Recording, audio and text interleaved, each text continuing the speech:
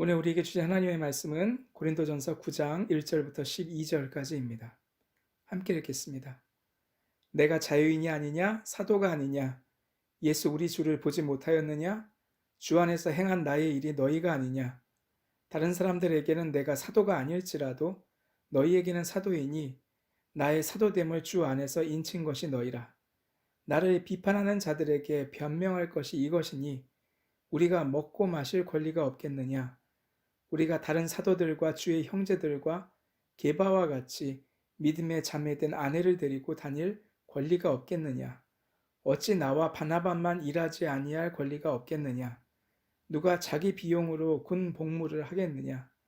누가 포도를 심고 그 열매를 먹지 않겠느냐? 누가 양떼를 기르고 그 양떼의 젖을 먹지 않겠느냐? 내가 사람의 예대로 이것을 말하느냐? 율법도 이것을 말하지 아니하느냐? 모세의 율법에 곡식을 밟아 떠는 소에게 망을 씌우지 말라 기록하였으니 하나님께서 어찌 소들을 위하여 염려하심이냐 오로지 우리를 위하여 말씀하심이 아니냐 과연 우리를 위하여 기록된 것이니 밭 가는 자는 소망을 가지고 갈며 곡식 떠는 자는 함께 얻을 소망을 가지고 떠는 것이라. 우리가 너희에게 신령한 것을 뿌렸은즉 너희의 육적인 것을 거두기로 과하다 하겠느냐? 다른 이들도 너희에게 이런 권리를 가졌거든 하물며 우리일까 보냐? 그러나 우리가 이 권리를 쓰지 아니하고 범사에 참는 것은 그리스도의 복음에 아무 장애가 없게 하려 함이라. 아멘. 어떤 사람이 열심히 일하고 있는데 누군가가 와서 그런 질문을 한다고 합시다. 내가 이 일에 맞는다고 생각하니? 또는 너의 경험이나 학력이 이 일을 위해서는 적당하지 않은 것 같은데, 부족한 것 같은데, 이런 질문은 정말 일하는 사람의 힘을 뺍니다. 세상이 말하는 학력 위조, 논문 표절 시비, 경험 부족 거론 등등이 다 사실은 이와 연결되어 있습니다. 우리의 구주 예수님께서는 이를 따지지 않으셨지만 사람들의 문제 제기는 그분의 공생애 내내 계속되었습니다. 예를 들면 주님께서 어디서 무엇을 어떻게 배우셨는지에 대해 바리새파는 계속 문제를 제기했습니다. 나중에는 제자들의 전직에 관해 따졌습니다. 이 모든 걸 예수님이 변호하셨지만 정작 제자들은 마지막에 어려워지자 자신들이 예수님의 제자였다는 사실을 감추었습니다. 숨던지 멀리 떠났습니다. 주님의 부활과 성령 강림 사건 이후에는 반대로 누가 제자이며 사도인가에 대한 자격 문제가 나옵니다. 사실 당시에 이 일은 대단히 필요한 일이긴 했습니다.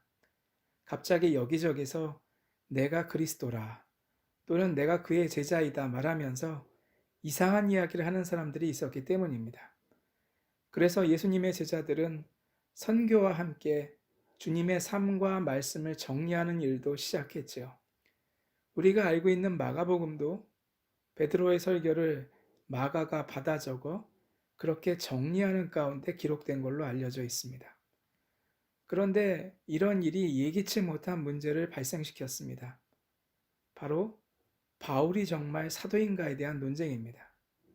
사실 바울에 대해 진짜 예수님의 제자들은 매우 포용적이었습니다. 그가 부활하신 주님을 본 것과 전파하는 복음의 순수성에 대해 오히려 사도들이 보증을 해주었습니다.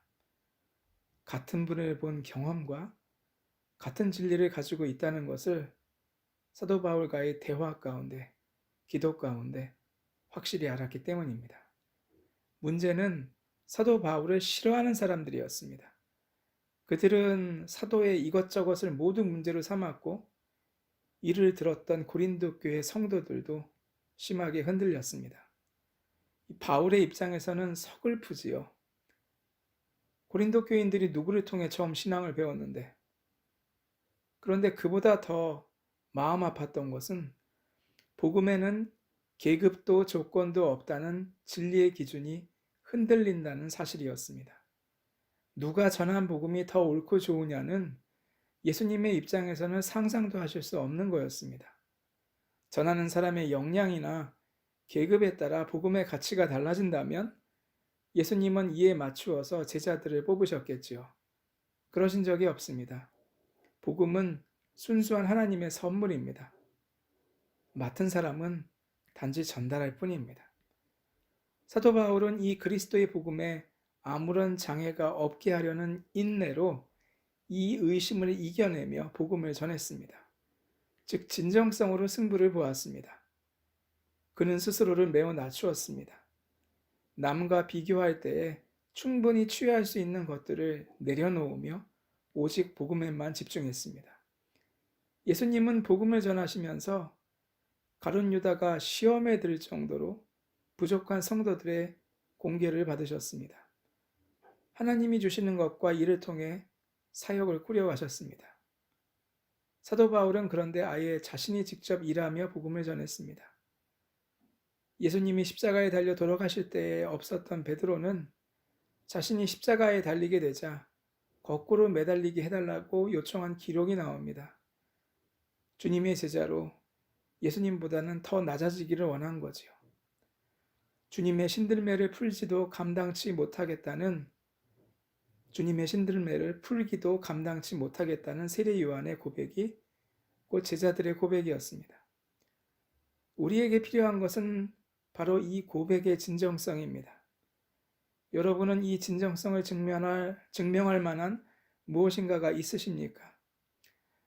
오늘날 교회가 의심받는 이유 중에 하나는 진정성 문제 때문입니다. 불신자들은 그리스도인들이 세상보다 더 자기 이득을 밝힌다고 여깁니다. 저는 이를 믿지 않습니다. 그리스도인은 뱀보다 지혜롭고 비둘기보다 순결하며 주께서 주신 걸 가지고 세상에서 빛을 밝히는 존재가 되어야 합니다.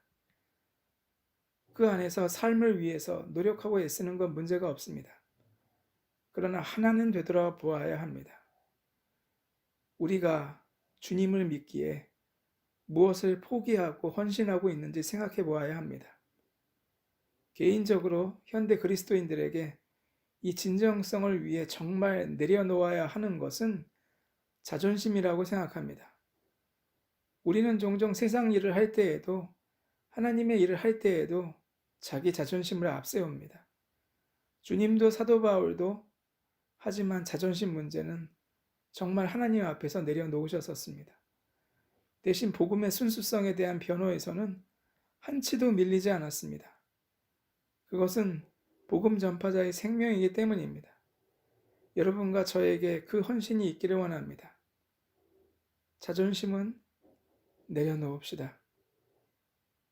그러나 복음의 순수성에 대해서는 열정적으로 변호하며 나아갑시다. 하나님은 여러분을 그 가운데 지키시고 부유하게 하시고 남들을 도울 수 있도록 채워주실 겁니다. 이를 믿고 나아가는 여러분과 제가 되기를 주의 이름으로 축원합니다. 기도하겠습니다.